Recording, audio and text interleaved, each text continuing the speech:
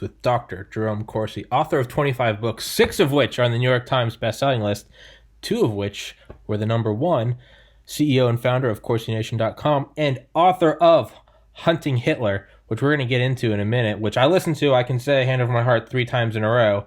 And now I fully believe that a bunch of Nazis escaped aside from Mengele and Eichmann, and that there's a Fourth Reich somewhere, and that's what led to SDI and Reagan fighting. My head's spinning from that. But good. Before we jump into that, let's jump into a rather topical thing, the 2020 election here on December 7th, 2020. By the way, today's Pearl Harbor Day. It is. And I'll be writing another book saying how Franklin Roosevelt had architected Pearl Harbor. 100%. He put all the old ships in the harbor. Yeah, no, he pushed Japan with oil and gas embargoes. Oh, yeah, no, he was poking the bear. We can see it because now, we're seeing the deep state now for what it really is. Yes. It's out in the open now. It's out clearly trying to get rid of Donald Trump and all efforts and everything, this producing balance in the middle of the night and piles and saying nobody's going to do anything to us. Just don't even worry about the cameras. Just do it. And they, I think they can get away with it. Yeah. That's how corrupt they think the system already is. Yeah. And anyway, today I filed with the Supreme Court a Corsi v. Biden, and I'm claiming that my 14th Amendment rights under the Constitution have been severely compromised because I'm not being treated equally, given all the things that have gone on with the fraud, the creation of these special new rules for mail-in ballots, which are not done by state legislatures, just rules ad hoc imposed by governors and state boards of election, and then computer fraud, switching votes, massive mail-in ballot fraud designed. I think, Thomas, the real point here is that the Democrats have, in the open for the past years, pushed for voting measures that inherently are designed in order to permit fraud. Mm-hmm. And they're not even trying to hide that. I mean, the fact that they want to have open borders and anybody can register to vote. Yeah. Prisoners, illegal immigrants. Yeah. It doesn't make it matter when you show up that day. We'll let you vote. Show up in another state and vote twice. We're not going to check it. And then mail-in votes. Well, we're not going to, absentee votes are very tightly controlled. There's signature matching. You've got to have proof that you are the person and also requesting the absentee ballot and filling it out. And then it's got to be postmarked correctly. All of this is checked. Well, don't worry about postmarks. We don't need to worry about no stinking postmarks. We don't need no stinking signature checks. Just send those ballots in. And, we'll put these boxes up in the corner and they'll be able to just drop them in the box. Don't you worry. We got it. Don't ask any questions. Stop peeking behind the curtain. Don't be videoing us in the middle of the night. People they're throwing them away if you're in an area for Trump. Yeah. Don't worry that we're, and then, this becomes such a culture among this hard left that they can't stop themselves from posting on YouTube. Here I am with my mask and I'm ripping up another Trump ballot. Oh, ripping up another Trump ballot. Isn't this fun? It is. Yeah, it is. It's almost an intoxication. They can't not burning these up, throwing them away, not going to put them in the mail. And it's like, just, man, if you're going to do fraud, at least do it right. Well, at least don't do it in the open where you're filming yourself committing a felony. Yeah. Yeah. And say, nobody's going to do anything to me. I hate Trump, so nobody's going to do anything to me. So far, they're right. It turns out that they're probably right. Yeah. That we've gotten to be that corrupt. Now, when you get to be that corrupt, and I don't think the Supreme Court's going to be able to ignore this election. I think that it's going to come to the Supreme Court, and I think that the justices are going to be forced to do the right thing. Yeah. Because there's no legal arguments that are going to really support what happened. What happened. Yeah. And after Sidney Powell and Rudy Giuliani have gotten these past 2 to 3 weeks where they've had time to go and get evidence and hold these hearings and televise them. Now, of course, the mainstream media is not going to cover them. Yeah. And, of course, if you're watching even Fox, you're going to get very little coverage of these hearings. Yeah. So people have gone to alternative news channels and the internet, largely podcasts. People like yourself who are out there developing an audience by supporting the country, supporting God, and telling the truth. And the laws of the country make it clear that Trump won. Yeah. And these are fraudulent measures to not care about the law and to say, well, we stole the votes, and so everybody voted, so all these stolen votes count as if they were real. When they've been run through Xerox machines, they've been run multiple times through the electronic systems. The electronic systems tie into China and Iran. Yeah. The votes are switching because you got everything's being recorded in fractions and decimals, and you've got weighting systems, and you've got audits here of being able to switch the ballots. This thing is a joke for an honest country. But I think part of the bottom line is that the corruption of the left has been so pervasive. We've got to destroy the Constitution. We've got to destroy God because racism. Yeah, we got to destroy the nuclear family, right? We got to destroy it. If you have money, you need to be taxed in oblivion. No borders. Hillary Clinton. My dream is of a hemispheric open border nation, an open border hemisphere. And I've been thinking more and more about this. Is if it does, and I know I'm 30 years old and I've heard it every election in my memory. This is the most important election. Like, I get that, but there's part of me that's like, is this just hyperbole, or is it like, if you can steal an election while not in power, then once you're in power, why would you? It's like right when America got the nuclear bomb, we debated bombing all the Soviet enrichment facilities so that we could stay on top, because then no one we would just smother everyone in the grave or in the cradle, and it would be an American millennia. If you can steal an election while not in power, once you get behind the apparatus of the intelligence community and the Department of Defense, you'll never lose an election again.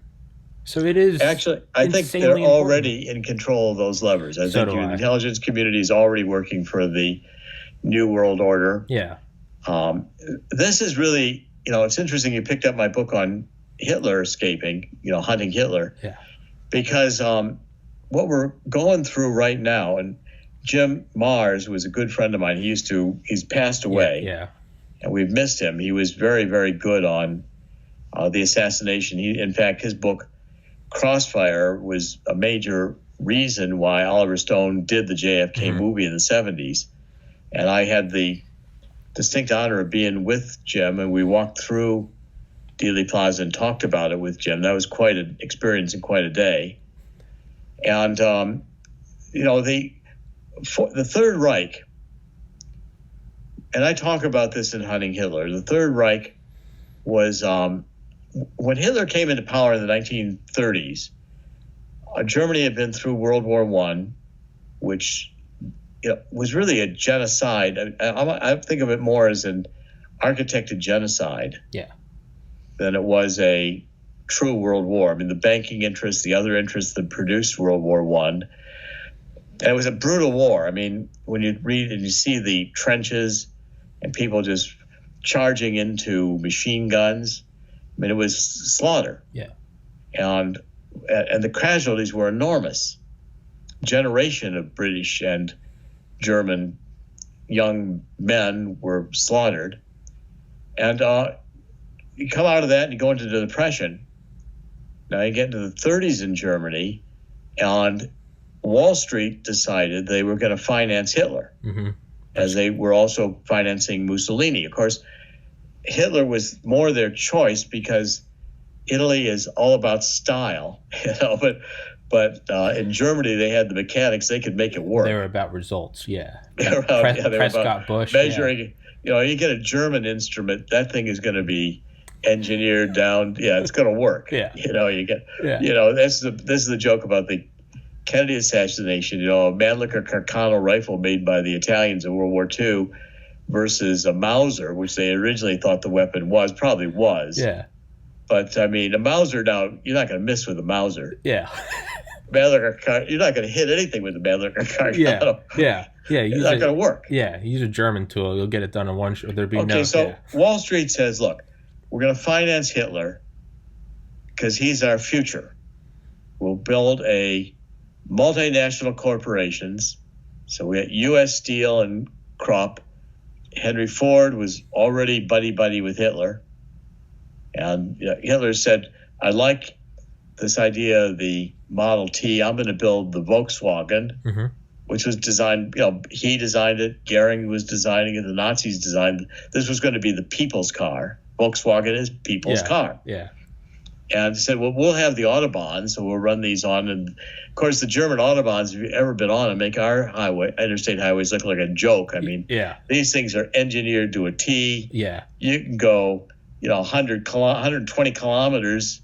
It doesn't feel like you're going anywhere. These are so well engineered. Yeah. Thick bases. They don't break. They don't have to be resurfaced all the time. Yeah. And they build the cars, the Mercedes-Benz and the other cars in Europe, so they easily go 120 kilometers an hour. They're made to go this fast. Okay, now you get those combinations of Hitler and Henry Ford, U.S. Steel and Krupp, which is making the weapons rearmament in Germany, and Wall Street. So the guys in Wall Street who show up are Prescott Bush. Now, where does he come from? He comes from Connecticut. He's in this Connecticut League of these little, this Connecticut was this a tony little community, with a seaport that you could take a train to get into Manhattan every day. Yeah, Groton, Connecticut, all the submarine bases. And very exclusive part of Connecticut, upscale. Nice lifestyle. It kind of combined the sea and Newport and the sailing and the Hamptons and Long Island. And didn't FDR go to school there? Yeah, they all went to school in that area. They were all part of the prep schools and a lot coming in. Yeah. So then you get the Harriman brothers, Averell Harriman's family. So Brown Brothers Harriman is the little Tony boutique that they set up. All this kind of exclusive in club. I mean, if you know New York is very stratified by this, that, the Knickerbocker Club, which goes back to the original. Well, if you're in the Knickerbocker Club, you're now real blue blood New York. Yeah. Okay. And you're not going to get into that unless you have a family pedigree that goes back to the Revolutionary War. You go down to Fraunces Tavern in Wall Street, where Washington gave his farewell addresses, and Washington knew that same tavern. Yeah. Well, this is the Fraunces Tavern, Knickerbocker, the Newport Beach Sailing Club with the Hamptons in Long Island. It's its own little Tony little upscale. Yeah. And the Dulleses were part of this too. The Dulles family. Yeah. Okay, now these guys start financing Hitler. So with all the money Hitler's getting, Hitler's able to rebuild Germany. But Hitler is National Socialist. So he's left. So he has the first formulation of we'll have a welfare state. We'll give them. Hitler's one of the first to say universal government paid for health care. And then he said paid government vacations. We'll make sure you've got an income, your kids go to school. Well, see, the working class is going to be the serfs, but they get all this government stuff free. And so they think, isn't this great? Look how good the government cares for us. Okay, so it's a combination of the socialist elite, and the socialist elite's going to be rich. They're going to take everybody's money. Yeah. And the multinational corporations are going to take everybody's money, and the universal health care, which isn't going to be worth very much at all. I mean, they're not going to survive very long, but they make you feel like it's free. It's like the education's free, but don't expect it to be all that great. And the vacations are kind of like, if you like cruise ships, you're going to like the kind of vacations the Nazis give you. Yeah. Okay, and so it's basically a keep the people quiet. Well, we as the elite steal all the money and have the power, and we're multinational with the banks, so we don't have to worry about nation states. We'll make sure that if there is a war, only the serfs die. This is monarchy Now it's monarchy 2.0. In other words, instead of we're the royalty and the kings and we get to rule everything, you're the serfs because can't own land, you don't have any, you're not blue blood. Yeah. Well, here we're the blue bloods, we're the Wall Street, we are the money people, we are the big business. We have these leftists over here, socialist rabble rousers, because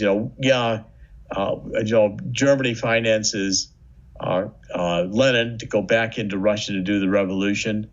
Marx is really in on the deal. They keep him poor. He's got a large family. He can barely pay for anything in London. He's a socialist writing this nonsense. Yeah. And they're picking it up. All the philosophers, Kant, we've got the working of pure reason, and the bureaucrats are going to run the world, and it's all going to be perfect because the bureaucrats are going to follow rules. Okay, so that's where we are today. And in the United States, the idea was we would be the Fourth Reich. Yeah. We'd reinvent this formula. Yeah. And we'd have China, and we'd be, they provide the serf labor. We'd allow them. They're the lower class. To participate in the money development, so their elite gets to play in the international trade and the international global situation. The products maybe not even work from China, but who cares? Yeah. It'll be cheap. Yeah. Okay, and these serfs can buy. Of course, if the serfs can't have their jobs anymore, I don't know who's going to buy all these goods from China. There's always these criminal plans that have a defect. Yeah. It's I think it was Brigadier General Robert Spalding. I had him on this podcast. He was in Obama's National Security Council, but he wrote Stealth War about China. And I think the quote he has in it is from Steve Bannon. He goes, "Let's be perfectly clear," I'm paraphrasing it. He goes, illiterate slaves in China build shit that Americans don't need, that they buy without the jobs they have, using unemployment from a government that taxes those who do work. And that's the exact quote. That's it. Or yeah, you've got it in one. That's exactly the formula. Yeah.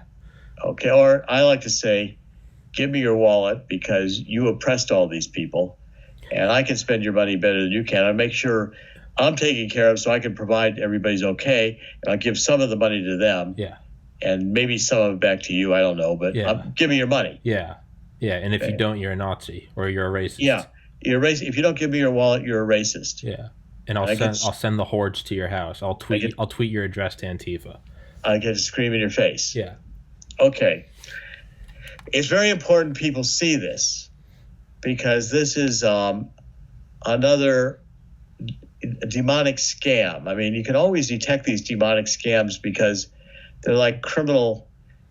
I always say criminals are very good they've got great openings to the play. Yeah.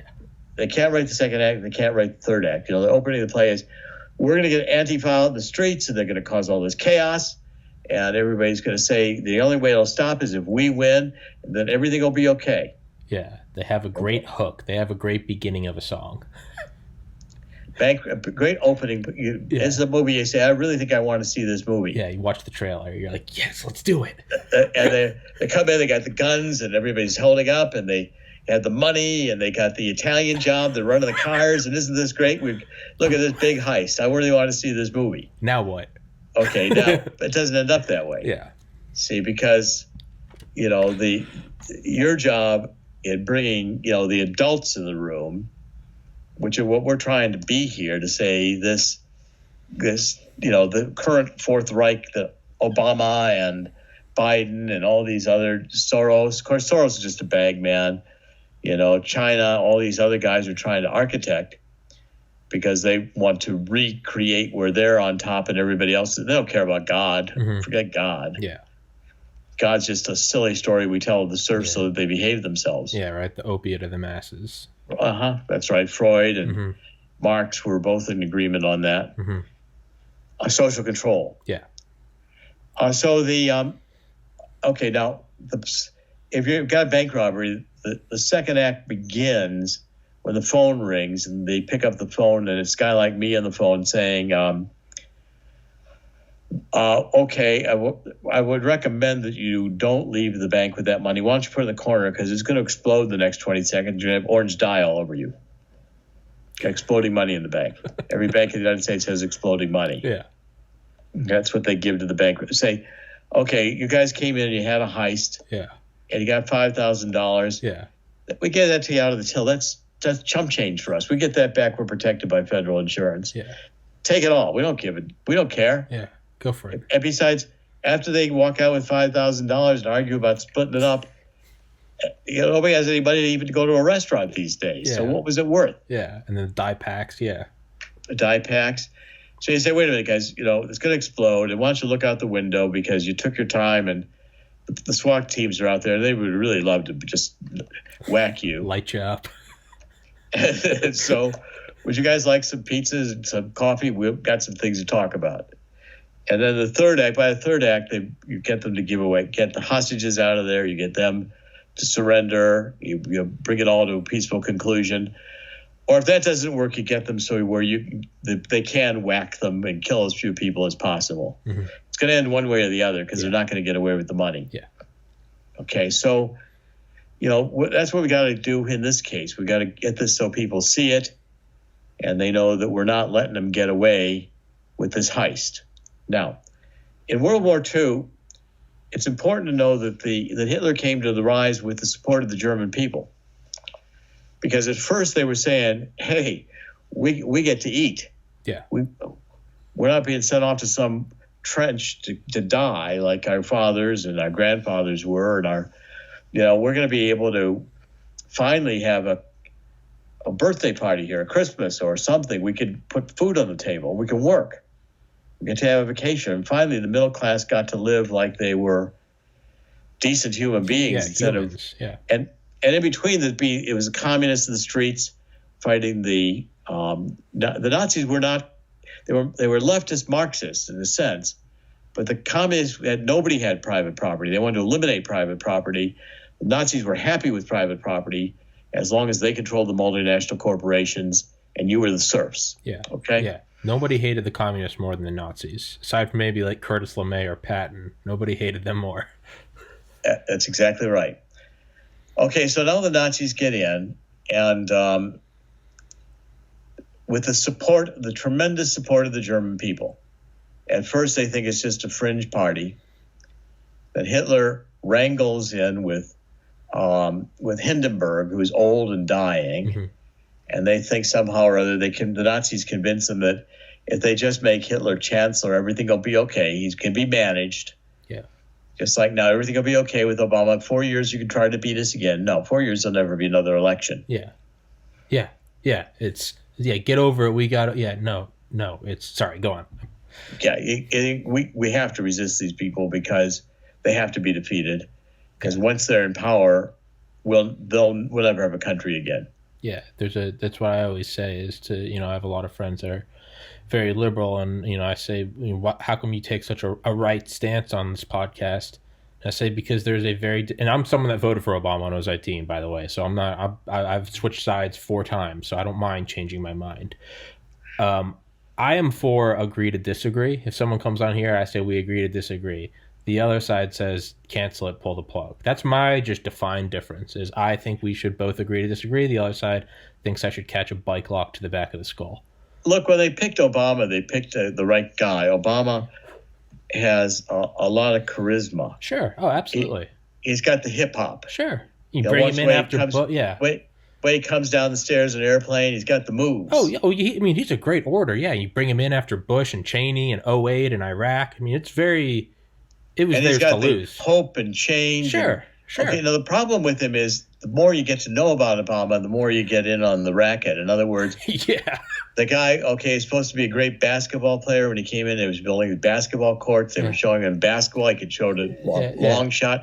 He was stoned half the time. Yeah. They called him in Punahu the bomber. Yeah. It was because he was bombed all the time. He was stoned. Yeah. He couldn't hit anything. Yeah, Citibank chose his cabinet. When he got in, he addressed the idea of having Guantanamo Bay. Annie Jacobson said in her book, Surprise, Kill, Vanish, about the CIA Special Activities Division, he said, let's get rid of we can get rid of the whole problem of prisoners and enhanced interrogation by having less prisoners. And what does that mean? He said just increase drone strikes. A lot of things people don't know about that. Well, and Obama was a Marxist. Yeah. And I don't know whether he really believes in any religion, but he was culturally a Muslim. He was raised in Islam. Mm-hmm. That's what he's comfortable with. Sure. And he has had all this race hatred pounded into his head. Frank Marshall Davis. Hawaii was where the left decided they were going to penetrate the Democratic Party and create a revolution from within in the 1950s. Okay, so let's go through the Hitler a little bit more. Yeah.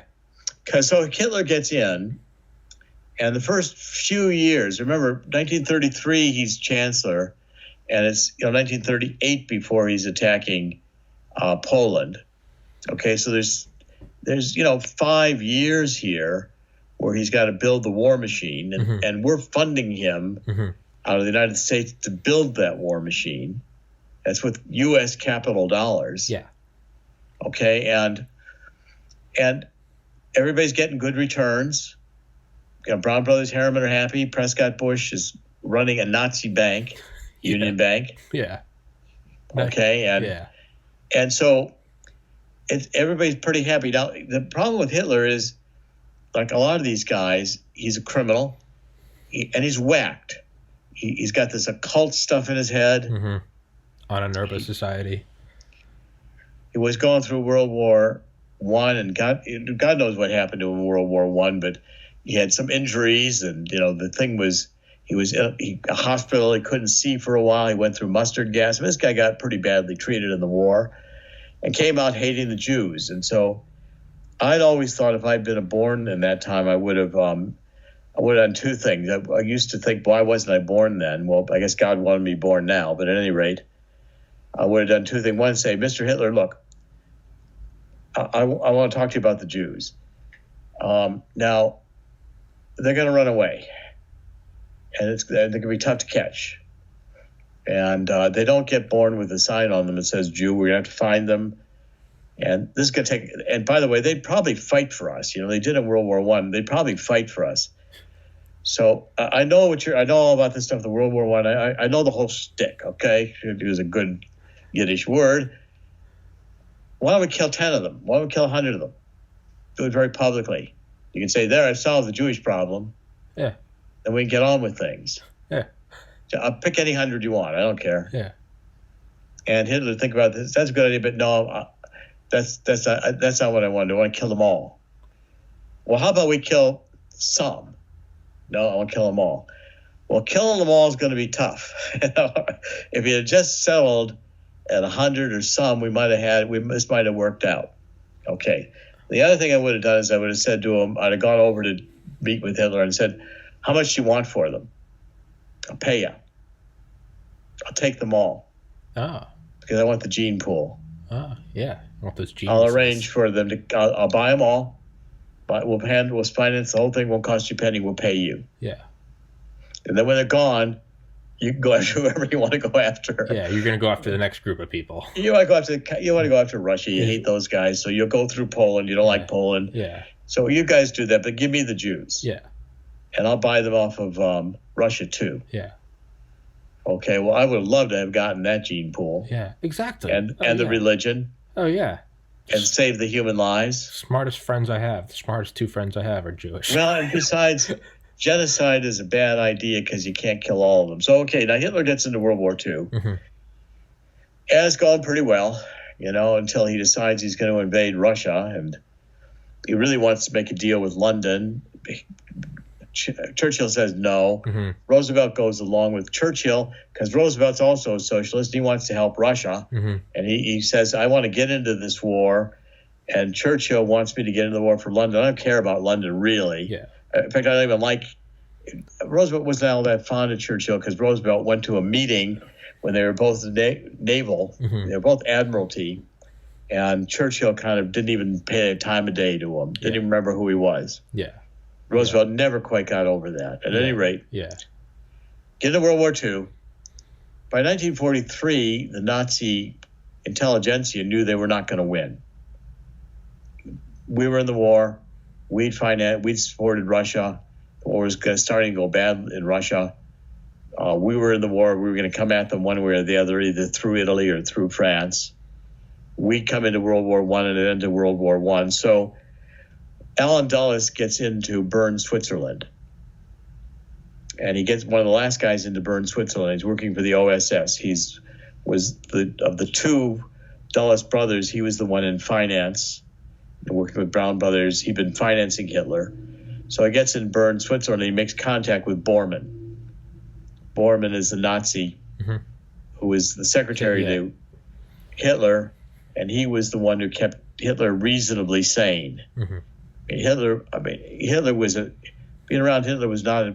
From all the things I've read, was he was a complete bizarre nutcase. A psychopath, blitzed by Norman Ohler. Talks about his drug use. Holy cow! This guy was insane. He was insane and enormously powerful. Yeah, and ruthless. Yeah, no morals. Yeah. Okay, so Bormann says to Dulles, let's start moving the money out of here. Because we're going to lose, and some of us are going to get out of here because we're not going down with this nutcase. Yeah. And this nutcase probably going to want to get out of here too, because everybody's the Fuhrer. They're all crazy about the Fuhrer. And in the 1930s, they think this guy is their savior, and he hates Jews, and they hate Jews. And we'll go to Argentina, because we got a bunch of Germans down there, and Hitler likes them, and they've been back and forth. He sent this family Mercedes, because this family is German, and first Mercedes was from Hitler to this family. We'll build and by the way, we'll move the money out of here. We'll put it in the U.S. stock market. A lot of that money went in the U.S. stock market. Dulles, Wall Street, he got it into the stock market. Yeah, Project Avalon. And when they did that was a large part of the boom after the war was German money. It was German money they stole from the Jews, the money they stole from all these countries. They had all the art, they had all the gold, and they were putting in submarines and taking it to Argentina. And Bormann was architecting how to get out of here, and he had the assistance of the Catholic Church, not the entire Catholic Church, but a lot of the Catholic Church was willing to work with the Nazis to get them out of Europe. Yeah. And the Red Cross, all these international organizations, because the international organizations were part of this New World. Hitler was the original New World Order guy. Yeah. And so now it comes down to the end of the war, and they say, well, the Russian guy, Hitler, killed himself in suicide with Eva Braun. And I come along and say, I want to look at the evidence of that, because it doesn't make any sense to me. Yeah. Psychopaths like this don't just say, I'm sorry, I was wrong, I'm going to kill myself with my girlfriend, and I shouldn't have done this, and I don't want to be facing justice. No. They say, you people weren't good enough for me. Yeah. And I'm out of here. Yeah, right. What was it? The Nero Initiative, where he said, burn it all down. He said, if you die, that means you are weak Germans. He didn't. Yeah, that guy. No, he doesn't go out with a gunshot. He slithers out like a tick or a virus, and he finds a new host. So they have this all architected. Yeah. And they kill some guy, and the guy realizes that he was a Hitler double, and they throw his body out there. And okay, so I go to the National Archives. I say, I want to see the evidence we've got. And so I start digging in the National Archives. Now, first of all, and I don't know if it's because of me or not, but they start declassifying all these FBI files on Hitler, and I'm reading them, and what's apparent is that the FBI didn't believe that Hitler was dead, and they were looking for him. Yeah. And they had good evidence coming in from Argentina. They thought it was in Argentina. I said, okay, the FBI is looking for Hitler for some reason. And that reason has got to be that they think he escaped. Then I say, okay, I find a statement from Eisenhower. Eisenhower did one little statement where he told Stars and Stripes, which was the military magazine, he said, we don't have evidence that Hitler died. And I start looking at, okay, we had all these eyewitnesses. Well, it turns out the eyewitnesses were mostly captured by Russia and brought back. And we had this Trevor Roper, who was this Oxford professor that they brought in to write the story of Hitler's death. So this ought to be interesting. I'm looking through these files. These files are not easy to find in the archives because a lot of things are miscatalogued in the archives, some I think by intention.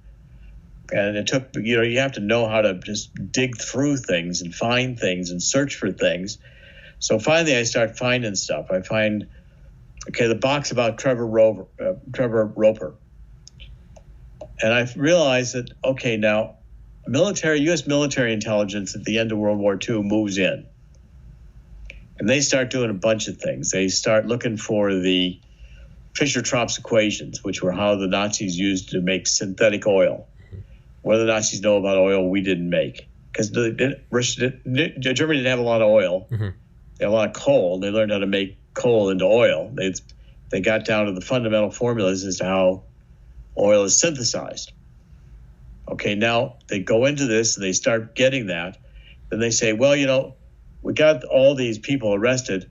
Let's have Operation Paperclip. Yeah. And they start identifying the Nazi scientists whom they put through a training program, re-education program, so they're not Nazis anymore. Yeah. Yeah, well, that sure works. Yeah. Denazification. Denazification. Oh, it worked. We just had to clean it off, right? It was like Windex. Yeah. Just, oh, wow, these guys that... Show of a John Wayne movie. Yeah, right, exactly. Oh, they came over, they had they had a hot dog and watched a Yankees game, and wow. And so they say, Werner Braun, we got more money than Nazis. Why don't you build your missiles here? Oh, exactly. Yeah. ICBMs. You did pretty good with the V1 and German slaves, and you were part of the SS. We'll forget about all that.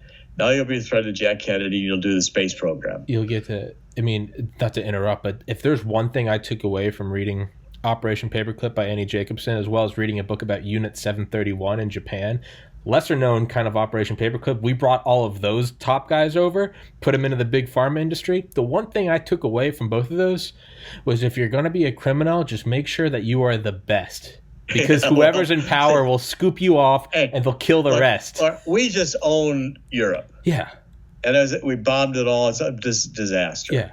So now we're looking for the papers and the guys. Yeah, just the diamonds. Pluck them. We'll have now.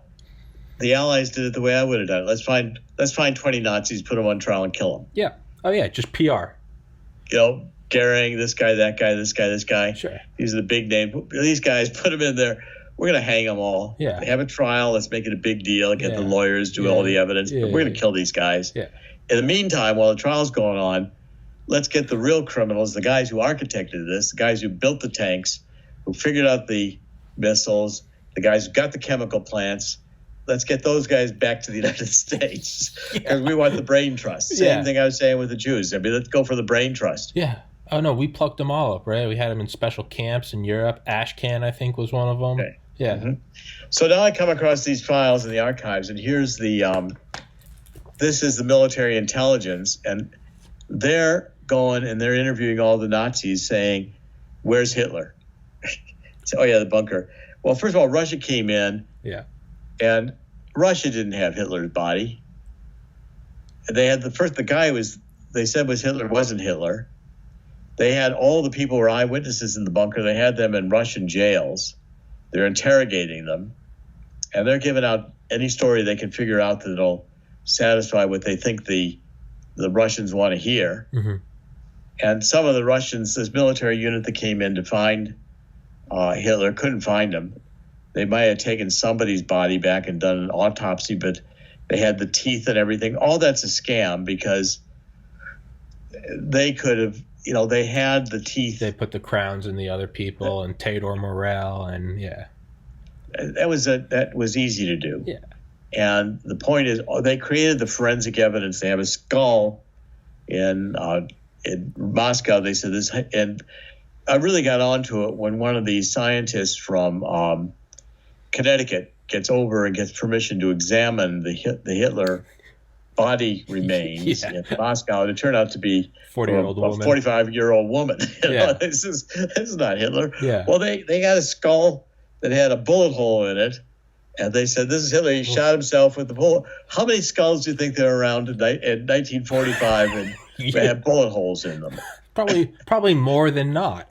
And just make another one. Yeah. Just find another. Well, look at that. It's definitely. Just shoot this one where you want the bullet hole to be. We'll use her. Boom. There it is. No one else. There it is. You got your bullet hole. You think the Russians cared? No, they didn't give a shit. It was just, here we go. Got him. Okay, well, now we got Hitler.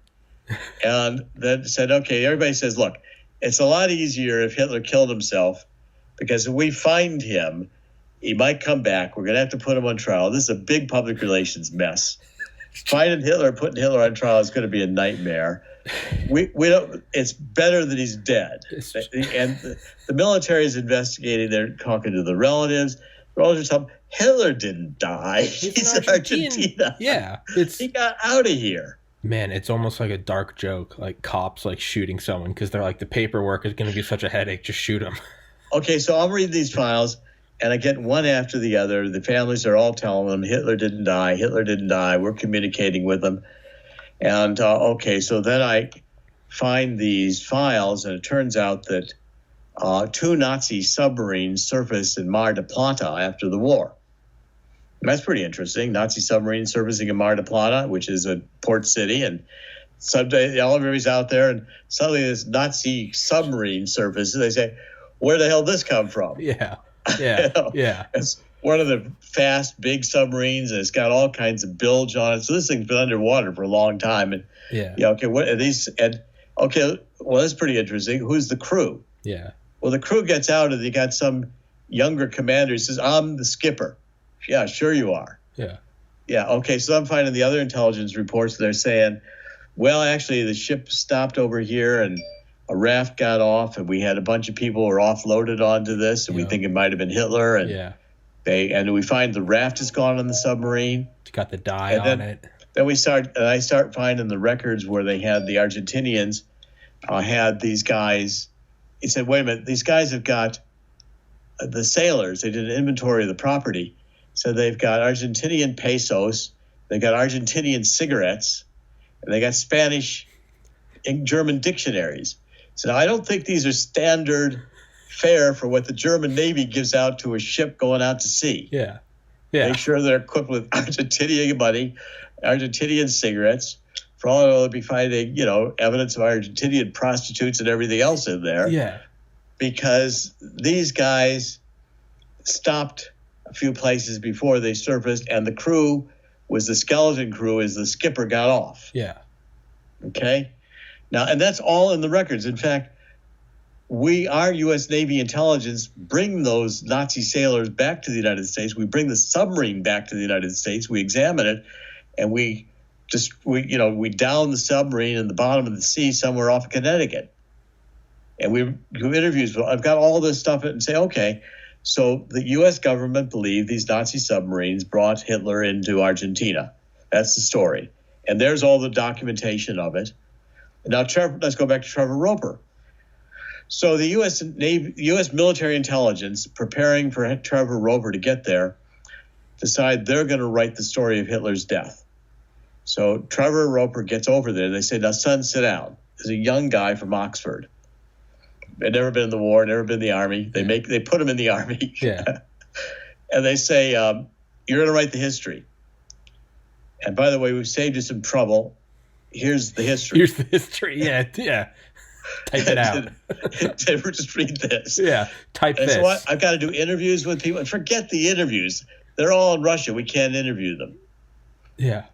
Okay, you're not going to interview anybody. It's right here. Interview okay, we'll get you a couple of people. Yeah. So he writes this big book of his research in about 8 days. Wow. And I take his book and I take what military intelligence told him to write, and they're the same. Yeah. Yeah. Okay? And I'm saying whole thing is a setup here. And he's got the book. And then I realized that the Russians are starting to talk about what the people told them. And the stories over here about what happened in the bunker don't match the stories over here. Nobody's got the straight story. Everybody's telling a different story about Hitler's last day.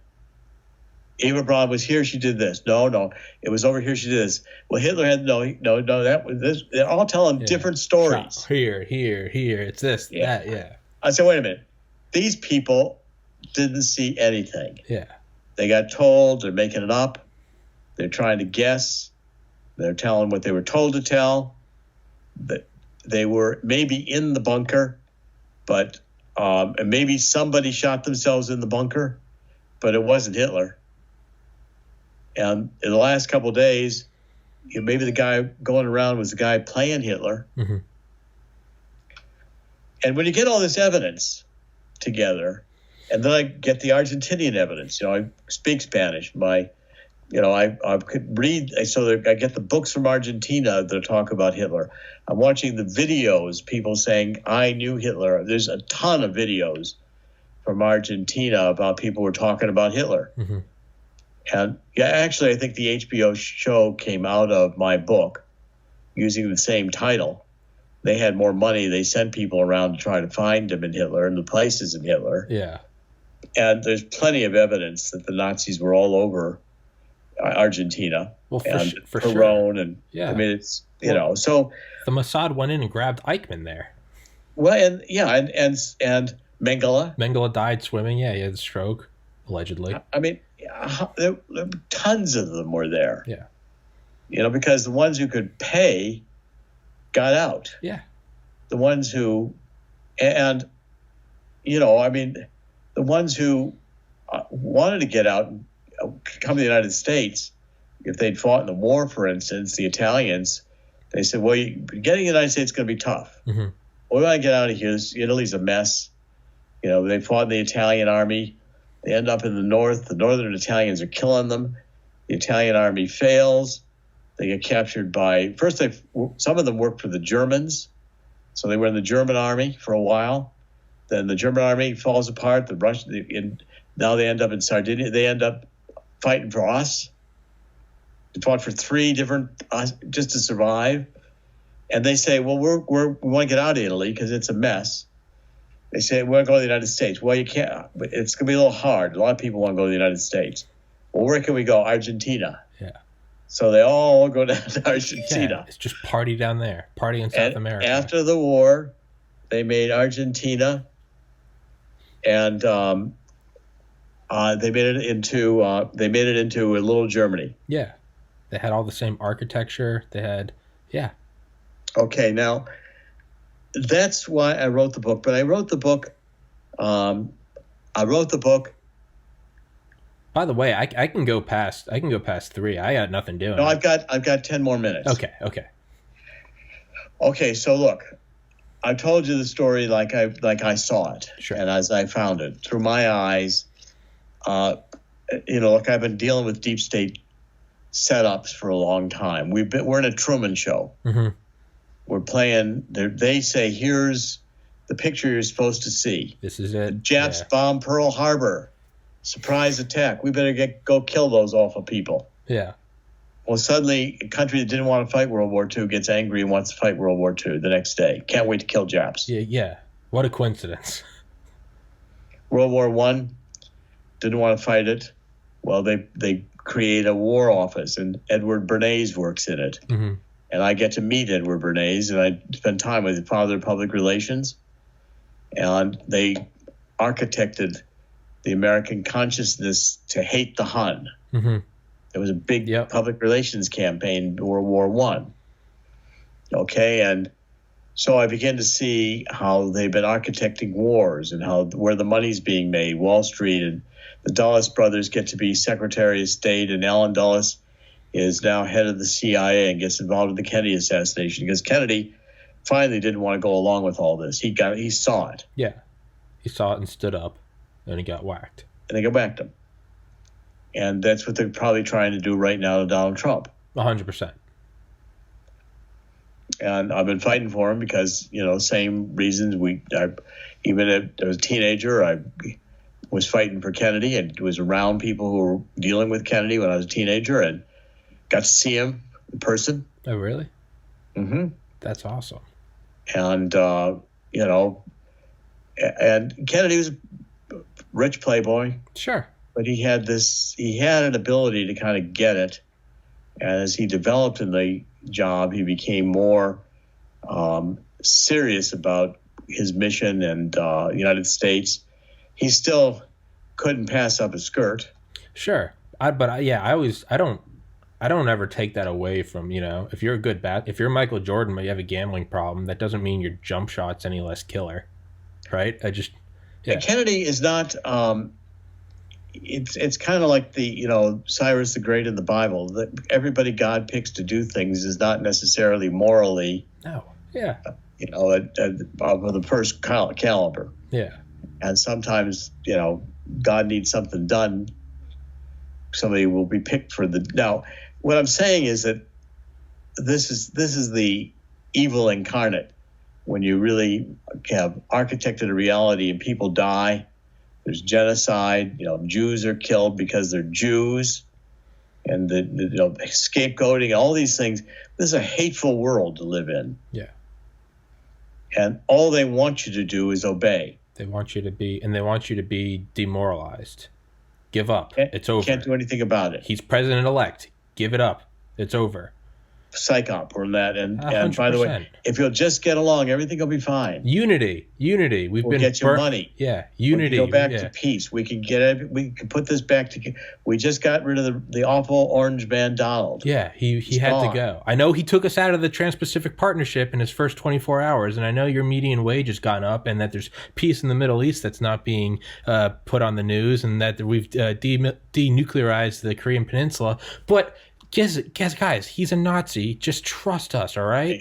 Right. Besides, we were architecting all that stuff. We wanted a nuclear war. Yeah. We wanted tension. We're making money on tours. He kind of screwed up our plan.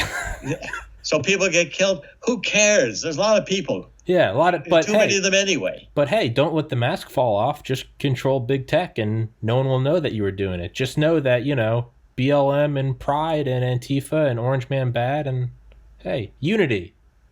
See, if people of your generation wake up to this, and I've been trying to say, it's why I'm happy to do the interview with you, because if you see at your age the charade, and I'm thinking that right now is an opportunity in history where maybe it is a great awakening, where people can understand that these power-hungry greed heads are criminals, and they're demonic.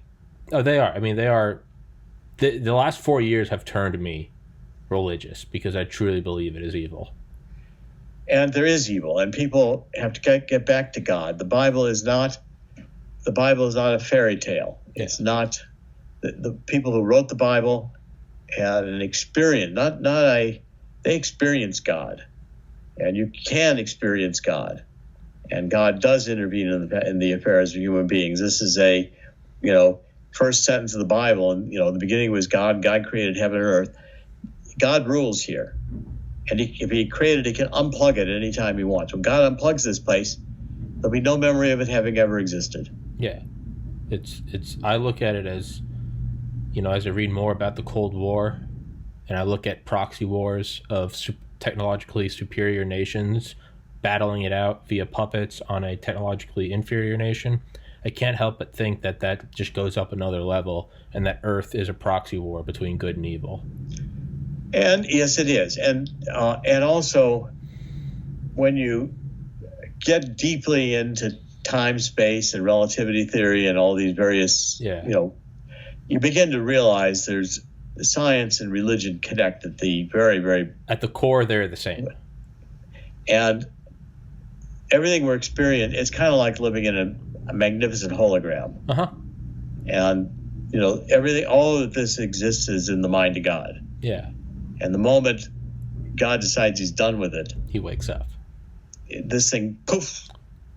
Just you wake up. What a weird dream. And so, if God decides to do it, it may have been, this may not have been, in time, space, may not have been the first time God did it. I think it has done this N times. It N has raised to the do N. something with the fundamental dynamics of whatever existence means, whatever consciousness means at some level. And we'll probably never really understand this. Yeah, the God. Except to a limited extent. Yeah. Because it's very hard to understand something you're in the middle of. Well, yeah, that's the idea of the Godhead. The Godhead can't know the Godhead. The flashlight can't illuminate the flashlight. The knife can't cut the knife. The teeth can't bite the teeth. The Godhead can't know what it is. Yeah, and so what our situation is today, I think, is to fight this, and we've got a chance that there's a great awakening going on where finally the evil they've been so desperate to win that they knew there were security cameras. They still brought in boxes of ballots and ran them through the machines. Yeah. Yeah. They knew the computers had algorithms in them and switching votes. They knew that they got caught. Yeah, it's when you get caught. Yeah, you have the drugs in the car, but you're not going back to jail. You're going out shooting. Well, but the point is, they got caught. Yeah. And now, the average American knows what they did was wrong. And now the question is, do we have the resolve to bring them to justice, despite the corrupt systems we've got? And that's what we're fighting. Now, I think with Donald Trump there's a chance we can win. I handicap it to be kind of a long shot, but it's worth taking, it's worth taking the shot at it, because what do you have to lose? They're going to imprison us and kill us anyway, so let's take the shot that we can beat them. Yeah. And when you do it, when you get to that point and you do it, God's willing to say, okay, I'm going to step in now, and I've been waiting for this.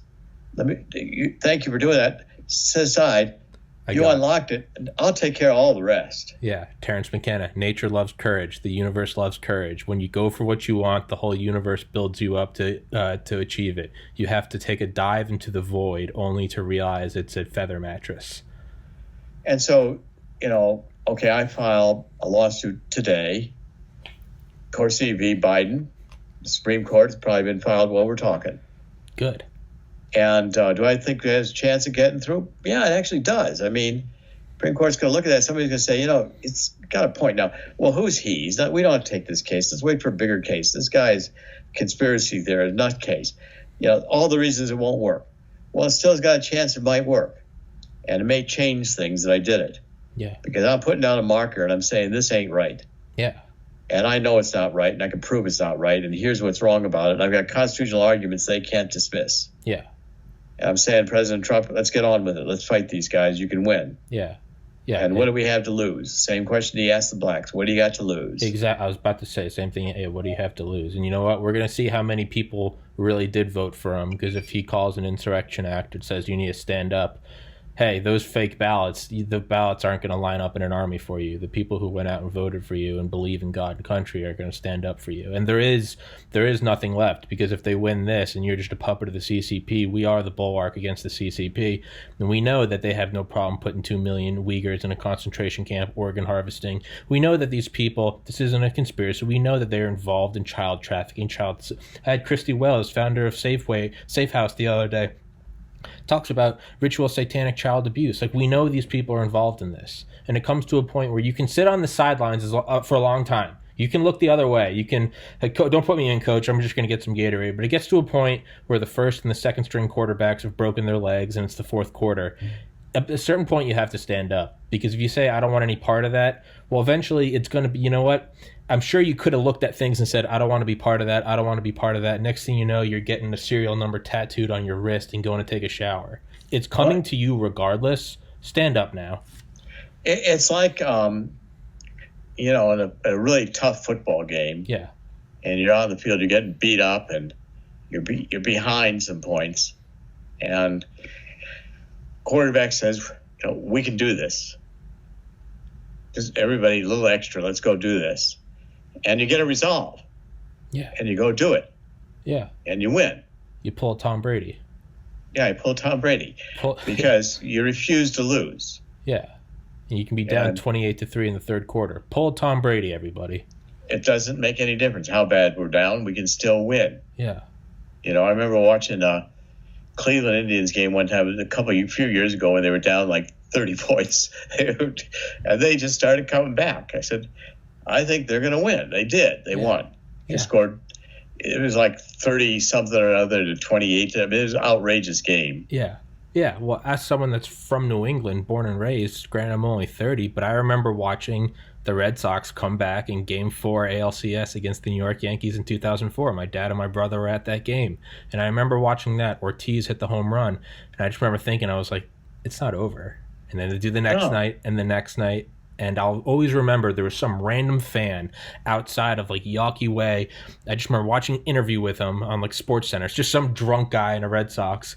And he goes, Patriots can win 30 in a row. Why can't we win 4?